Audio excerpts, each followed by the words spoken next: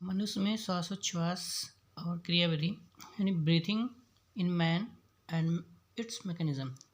Breathing जो process होता है यानी कि जो श्वासोच्छ्वास क्रियाविधि है, ये लगभग 2 पदों में इसको हम बता सकते हैं कि 2 पदों में होता है, यानी 2 स्टेप में कह सकते हैं, 2 भागों में। पहला जो होगा इसमें आपका निःश्वसन आता है। निःश्वसन यानी कि इनस्पायरेशन।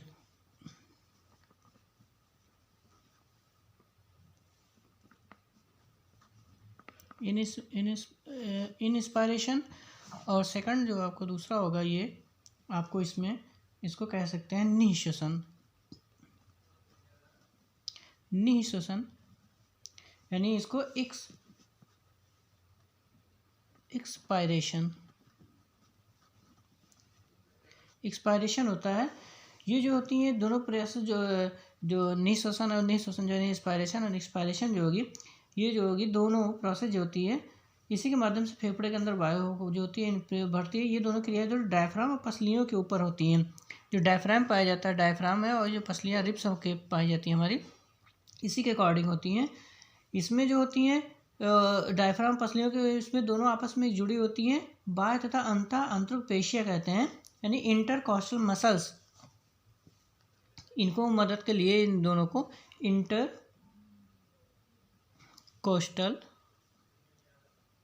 इंटरकोस्टल मसल्स पाई जाती हैं, जो इनको हेल्प करती है, यानी कि ये इनको अंतरा परसुक पेशियाँ कहा जाता है।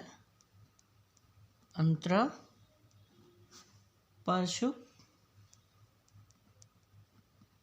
पेशियाँ यानी जो इंटरकॉस्टल मसल्स पाई जाती हैं, इन्हीं के अकॉर्डिंग इसमें होता है, फेफड़े के अंदर वायु बढ़ती है। तो इन्हीं के माध्यम से जो क्रियाएं होती हैं, उन्हें उदर श्वासोच्छ्वास या एब्डोमिनल ब्रीथिंग कहा जाता है। यानी जो डायफ्राम के माध्यम से होगा, उसे डायफ्राम के एक नीचे आने से इसमें होगा, इसे एब्डोमिनल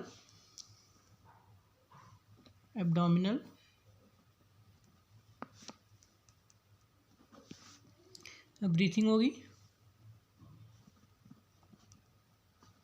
एब्डोमिनल ब्रीथिंग इसमें उदर के माध्यम से यानी डायफ्राम के माध्यम से जो होनी है, ये एब्डोमिनल ब्रीथिंग कहलाएंगे। और जो पेशियों के माध्यम से यानी परसुक पेशियों के माध्यम से जो होना है, इसको कोस्टल ब्रीथिंग कहा जाता है।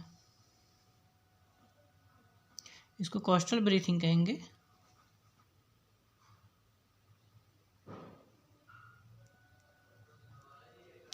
कोस्टल जो अंतरापरसुक पेशियों के माध्यम से होगा, कोस्टल ब्रीथिंग कहलाएगा। जो एब्डोमिनल यानी डायफ्राम के माध्यम से होगा, वो एब्डोमिनल ब्रीथिंग कहलाएगा। इसी के अकॉर्डिंग जो होती है, और इनको जो होती है, इन्हीं को इसके अकॉर्डिंग जो पहला होगा यानी निःश्वसन जो कहलाता है, निःश्वसन इसमें आएगा।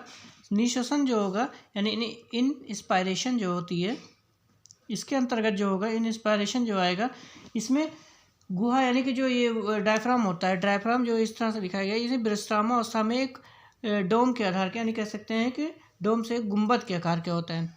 ये गुंबद के आकार के होता है, और ये आराम से मतलब इस तरह से रहती है। जब इसकी रेडियल पेशियाँ जो होती है सिकुड़ती हैं, यानी रेडियल पेशियाँ जो पाएंगे सिकुड़ेंगे, तो डायफ्राम जो गुंबद की तरह ना होकर इसका पश्च दिशा, यानी जो ये डायरेक्शन दिखाया गया है, ये इस तरह से, ये इसका पश्च दिशा, ये जो ऐसा पश्च हिस्सा जो होगा, पीछे वाला हिस्सा जो होगा, ये पीछे की ओर भागता है, यानी पीछे की ओर जाएगा। तो ये डायफ्राम जो गुंबद के आकार का इस तरह से दिखाया गया है, ये आपका इस सपाट यानी कि चिपटा हो जाता है, सीधा हो जाता है।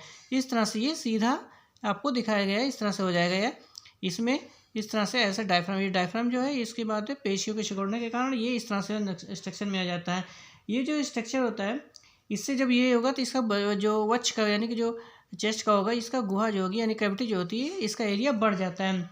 इसमें जो एरिया बढ़ जाता है और चपटा हो जाता है। चपटा होने के कारण यानी जब ये पीछे की हिस्सा, ये पीछे की ओर घुसे, मतलब पीछे की ओर हिसलेगा, और ये आगे ये पीछे की तरफ जाएगा, तो ये हिस्सा चपटा होगा, जिससे ये पेशियाँ जो होती है, पसलियाँ रिब्स जो होती है, नीचे की ओर बसती है, जिससे इसका कैविटी यानी कह सकते हैं गुहा जो वक्ष होगा, ये बढ़ जाएगा। इसमें जो इसके बढ़ने से ये जो कि बाह्य अंतरापरसुक पेशियाँ कहलाएगा, यानी एक्सटर्नल कोस्टल मसल्स जो होती है, इसमें जो पसलियों के पाया जाता है, इसमें जो होती है ये पीछे से, यानी कि जो एक पसलियों में यहाँ से निकल के इसमें इस डायरेक्शन में इसके दूसरी पसली के नीचे वाले हिस्से में जुड़ती हैं। इनके सिकुड़ने से जब ये सिकुड़ती हैं, तो यानी कि ये सॉरी इनके जो फैलती हैं तो इसमें तो खिंचाव होता है, खिंचाव होने के कारण ये जो होती है आगे की ओर बढ़ जाती है, यानी कि स्टर्नम जो होता है ये स्टर्नम यहाँ पे यानी पसलियों में थोड़ा चेंजिंग आती है, जिसके कारण यानी रिब्स में चेंजिंग आएगी, जिससे स्टर्नम जो होता है यहाँ इस स्थान से सिचुएटेड इस स्थान पे आ जाता है, यानी कि यहाँ से घूमते हुए यानी इस स्थान से इस पे आ जाएगा। तो इससे थोड़ा इसका एरिया बढ़ जाता है। एरिया बढ़ने के कारण ये जो डोम यानी कि जो डायफ्राम होता है गुम्बज के आकार का, ये फ्लैट हो जाता है, इस तरह से स्ट्रक्चर में आएगा। इस तरह से आने पर इसका आकार जो उधर का हिस्सा होता है काफ़ी नीचे की ओर आ जाता है, जिससे इसका एरिया बढ़ जाता है, जिससे इसमें बढ़ने के कारण इसमें फेफड़ा जो होता है यानी लंग्स जो पाए थे उसमें खिंचाव होता है, उसका भी आयतन बढ़ जाता है। आयतन बढ़ने के कारण इसके अंदर जो वक्ष की गुहा होती है यानी कि जो कैविटी होगी उसके अंदर आयतन बढ़ने के कारण इसमें दबाव जो वायुमंडल यानी कि इसमें वायुदाब कम हो जाता है, और बाहर की तरफ इन्वायरमेंट में वायुदाब अधिक होता है। तो कम दाब के उसमें कम दाब होने के कारण, बाहर ज़्यादा होने के कारण, तो बाहर की वायु जो होती है तेज़ी से खिंचाव के अंदर आपके अंदर यानी फेफड़े के अंदर इसके अंदर बढ़ जाती है।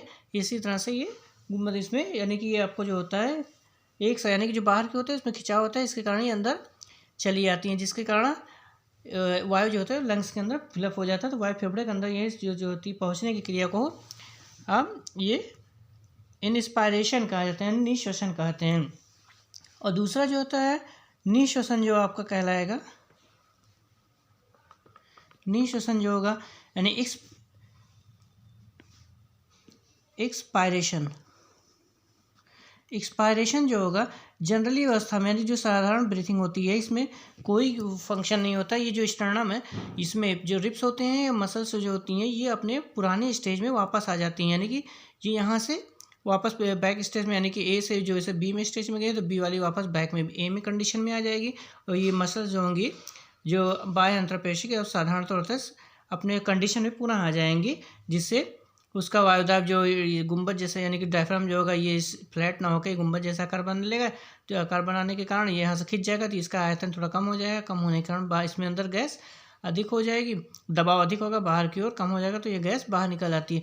लेकिन जब कभी दौड़ते भागते हैं, एक्सरसाइज करते हैं, लंबी सांस गहरी खींचते हैं, तब इसमें एक्टिव निःश्वसन होता है, यानी इसमें एक्टिव इस तरह से जब साधारणतः जो होगा ये आपका जो होगा ये सामान्य दशा में यानी कि इनएक्टिव यानी निष्क्रिय कह सकते हैं। लेकिन जब हम इसको निष्क्रिय कहेंगे पैसिव, जब साधारणता होगा तो ये पैसिव कहलाता है, यानी निष्क्रिय एक्सपायरेशन।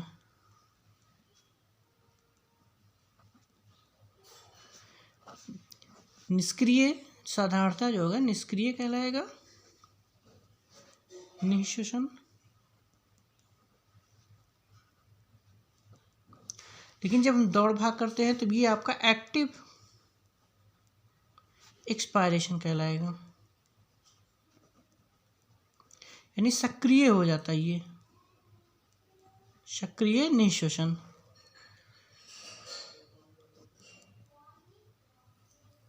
सक्रिय निःश्वसन में इसका जस्ट अपोजिट होता है।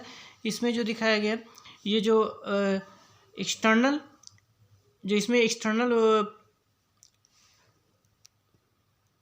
इंटरकोस्ट जो एक्सटर्नल कोस्टल मसल्स होती हैं, इसमें अंतःपार्श्वीय जो कह रही है इंटरनल कोस्टल मसल्स होती हैं। इसमें जो होता है इसके रिब्स में जो पाई जाती हैं, जो इसके बैक साइड में जो पीछे वाली मसल्स होती हैं, जो इस रिब केज में यहाँ जो मसल्स जुड़ी होंगी ये अपने इसके नीचे वाले हिस्से से दूसरी पीछे वाली में जाके यहाँ पे आगे ऊपर की ओर जुड़ी होती हैं। तो ये इनके उसमें जब हम ज़्यादा दौड़ भाग करते हैं, एक्सरसाइज करते हैं, तो ये जो मसल्स होती हैं इनके सिकुड़ने के कारण ये जो अंतः अंतरपार्श्व पेशियाँ देखा जी इनके पीछे यानी कि सिकुड़ने के कारण जो होती है जो पसलियाँ और स्टर्नम जो होती है ये जो स्टर्नम है और पसलियाँ ये अपनी पुरानी स्टेज में आ जाती हैं, यानी कि बी की कंडीशन से ए वाई में वापस आ जाती हैं, जिसके कारण इसमें गुंबद ये जो डायफ्राम होता है फ्लैट ना होकर ये गुंबद जैसा यानी डोम जैसा स्ट्रक्चर बना लेती हैं। तो ये पसलियाँ अपने स्थान पे आ जाती हैं, जिससे इसका वक्षीय आयतन जो होता है कम हो जाता है। कम होने के कारण इसमें फेफड़ों पे जो होती है लंग्स में थोड़ा प्रेशर पड़ता है, तो ये भी दबाव के कारण अपने आकार को घटा देती है, यानी इनका आकार घट जाता है, जिससे फेफड़े के अंदर लंग्स के अंदर काफ़ी प्रेशर बन जाता है, यानी दबाव यानी इसके वायुदाब जो होता है काफ़ी अधिक हो जाता है। बाहर की ओर जो होता है वायुदाब कम होता है, तो बाहर से यानी कि अधिक से कम की ओर उसको करने के लिए इसमें जो फेफड़े से हमारे जो लंग्स हैं गैस जो होती है जो कार्बन डाइऑक्साइड या वायु जो भी है ये निकल के नासा मार्ग यानी कि जो रिस्पायरेशन अंग होते हैं उनके माध्यम से नेजल के माध्यम से ये बाहर इन्वायरमेंट में निकल जाती है। तो ये जो होती हैं गुंबद यानी कि डायफ्राम के चपटा होने के कारण इसमें एरिया घट जाता है, जिससे लंग्स में प्रेशर पड़ता है और वायु बाहर क्यों निकल जाती है। तो डायफ्राम तथा पसलियों के सामूहिक प्रयास से ही वक्षीय गुहा का आयतन घटता बढ़ता रहता है, जिससे फेफड़ों को दबाव पड़ता है और वायु रिस्पायरेशन यानी कि जो श्वसन क्रिया होती है, निःश्वसन और निःश्वसन दोनों क्रियाएं आपस में संपर्क होती हैं, क्रिया चलती रहती है। तो ये जो होती है निःश्वसन और निःश्वसन 2 भागों में डिवाइड किया गया था। जो श्वासोच्छ्वास यानी ब्रीथिंग मैकेनिज्म ये होता है।